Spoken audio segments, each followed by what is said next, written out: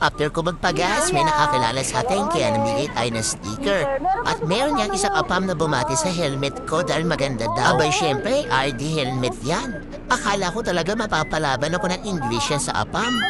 At kahit paano may mga nakakakilala sa akin, ang sarap din pala minsan maging piling artista. At syempre lahat ng mangingi, bibigyan natin ng sticker.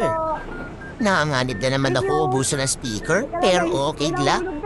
Shoutout ko na rin yung gumagawa sa akin ng sticker, syempre naman. Kahit maubusan, madali naman umorder. At ito na nga si Apam, nasa likod namin. Nire-ready ko na nga sarili ko, baka mamaya mapalaban ako ng English. Buti na lang si Apam, kahit banyaga pusong Pinoy. Sticker. Salamat daw. Thank you. Ingat po. Tunod. Okay. Thank you, sir. Narinig niyo ba? Miski si Apam, alam na marami kamote sa daan. Yes, hapa ko rider dyan lalo kayo mag-iingat.